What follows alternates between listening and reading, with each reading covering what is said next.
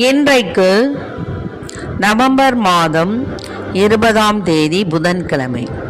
இன்று தேவன் நமக்கு தரும் ஜீவநீர் ஊற்றான இறை வார்த்தைகள் திருப்பாடல் 150.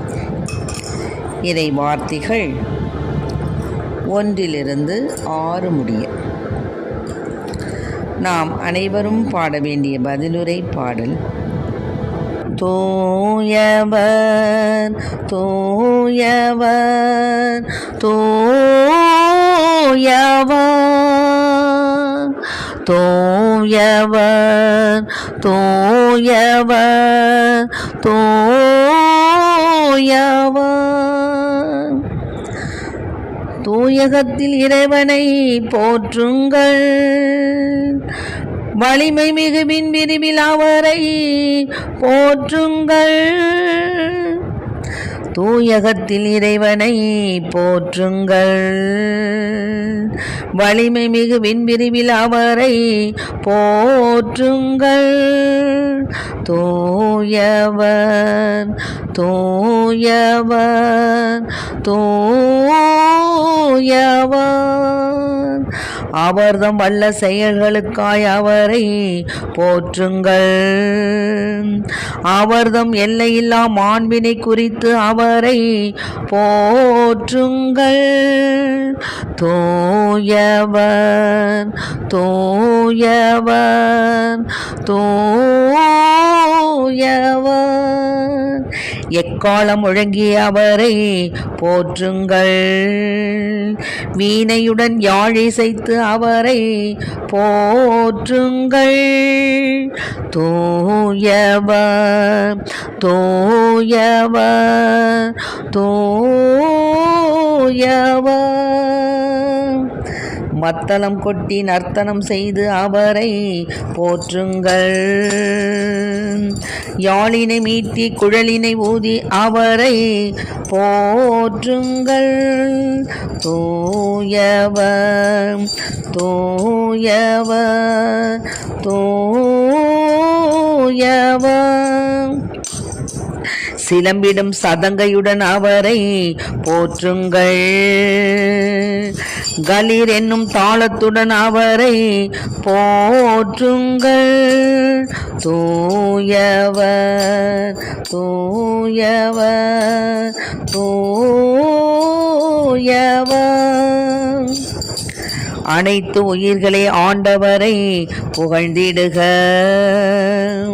தூயகத்தில் இறைவனை போற்றுங்கள், வலிமை மிகு விண்பிரிவில் அவரை போற்றுங்கள்.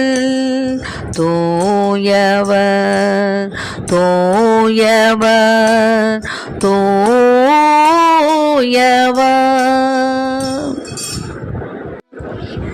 இன்றைக்கு நம் தேவன் தரும் ஜீவநீர் ஊற்றான இறை வார்த்தைகளை கேட்டோம்.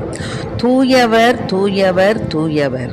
தூயகத்தில் இறைவனை போற்றுங்கள், வலிமை மிகு விண்விரிவில் அவரை போற்றுங்கள். ஏனெனில் ஆண்டவர் தூயவர் தூயவர் தூயவர். ஆமென்.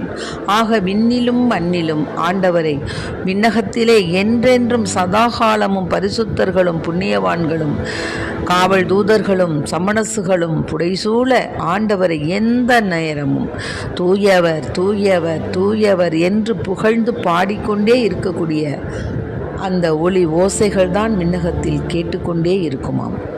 ஆக அத்தகைய தூயவர் தூயவர் தூயவர் இந்த மண்ணகத்தில் எவ்வாறு போற்றப்பட வேண்டும் என்பதை நாம் இப்பொழுது சிந்திக்க வேண்டும்.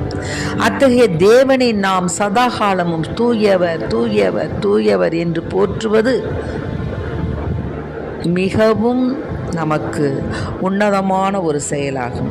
அதனால்தான் அவர்தம் வல்ல செயல்களுக்காய் அவரை போற்றுங்கள், அவர்தம் எல்லையில்லா மாண்பினை குறித்து அவரை போற்றுங்கள். தேவனுடைய மாண்பு, மகத்துவம், அவருடைய அதிகாரம், அவருடைய சர்வ படைப்பினுடைய மேன்மை, படைப்பின் அதிசயம், படைப்பின் உன்னதம், படைப்பின் புனிதம், படைப்பினுடைய அந்த வியத்தகு செயல்கள் எல்லாவற்றிற்காகவும் நாம் ஆண்டவரை புகழ்ந்து கொண்டே இருப்பது சாலச் சிறந்தது.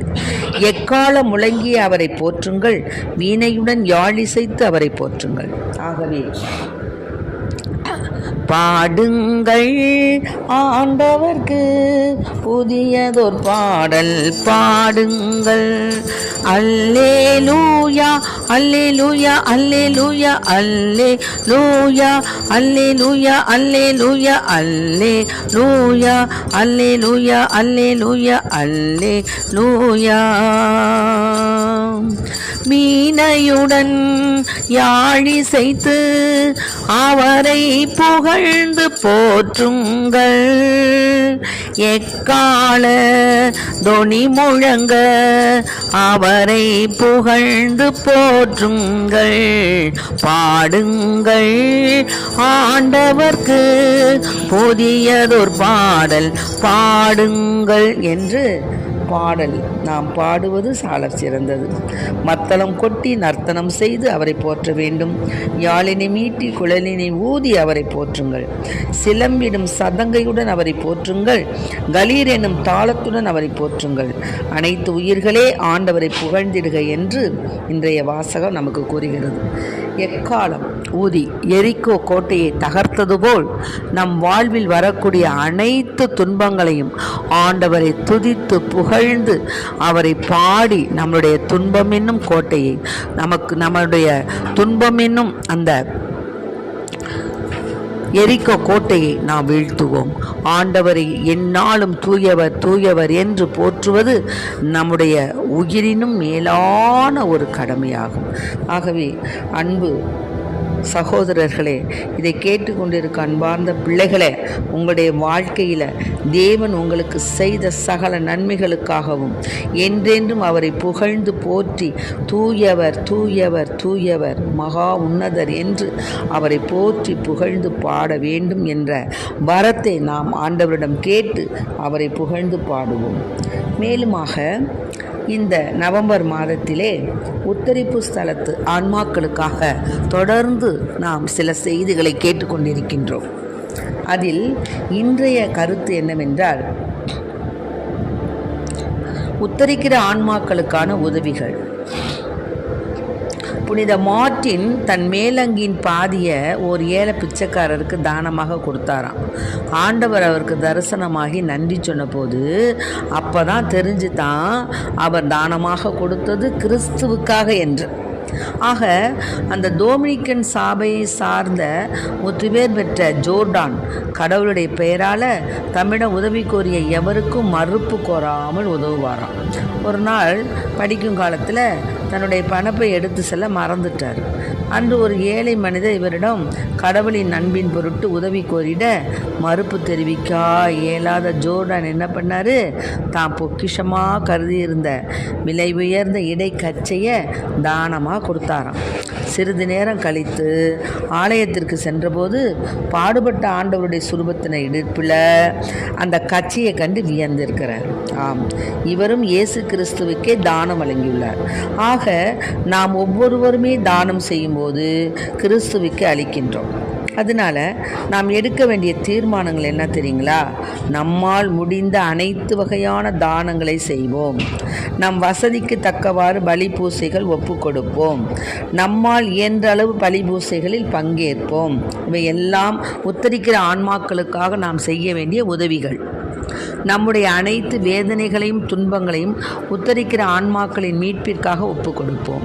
இத்தகைய முயற்சிகளால் எண்ணற்ற ஆன்மாக்களை உத்தரிக்கிற ஸ்தலத்திலிருந்து மீட்டு 10,000 மடங்கு பலன்களை திரும்ப கைமாறாக பெறுவோம். நாம் எடுக்க வேண்டிய தீர்மானங்கள்: நம்மால் முடிந்த அனைத்து வகையான தானங்கள் செய்கிறது, நம் வசதிக்கு தக்கவாறு பலி பூசைகள் ஒப்பு கொடுப்பது, நம்மால் இயன்ற அளவு பலி பூசைகளை பங்கேற்பது, நம்முடைய அனைத்து வேதனைகள் துன்பங்கள் எல்லாவற்றையும் உத்தரிக்க ஆன்மாக்களுக்காக ஒப்பு கொடுப்பது. இத்தகைய முயற்சிகளால் எண்ணற்ற ஆன்மாக்களை உத்தரிக்க ஸ்தலத்திலிருந்து மீட்டு 10,000 மடங்கு பலன்களை திரும்ப கைமாறாக பெறுவோம். ஆமேன். Praise the lord. மரியே வாழ்க.